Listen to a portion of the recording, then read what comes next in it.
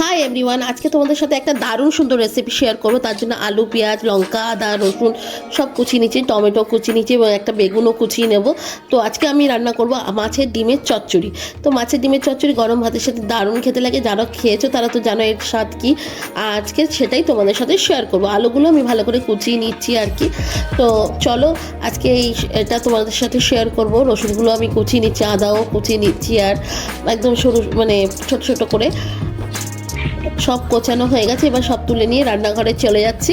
রান্নাঘরে গিয়ে গ্যাস জ্বালিয়ে দিলাম এবং এক বাটি জল গরম করতে দিলাম এবং তাতে ডিমটা দিয়ে দিলাম। ডিমটা অল্প সেদ্ধ হয়ে গিয়ে নামিয়ে নেবো। কড়াই বসিয়ে দিয়েছি, সর্ষের তেল গরম হয়ে গিয়েছে, আদা রসুন কুচিগুলো দিয়ে দিলাম, তাতে সবজিগুলো সব দিয়ে দিলাম। ভালো করে ভেজে নুন হলুদ লঙ্কা গুঁড়ো দিয়ে মিশিয়ে নেবো আর কি। খুব ভালো করে ভেজে নেবো এবং সেদ্ধ হয়ে গেছে এবং মাছের ডিম সেদ্ধটা আমি দিয়ে নাড়াচাড়া করে ভেঙে চুড়ে আর কি নাড়াচাড়া করে নামিয়ে দেবো। এবার নুন হলুদ তো দেওয়াই হয়ে গেছে এবং ধনে পাতা কুচি দিয়ে ভালো করে নেড়ে চেড়ে আমরা নামিয়ে দেবো। এটা ভাতের সাথে খেতে দারুণ লাগে।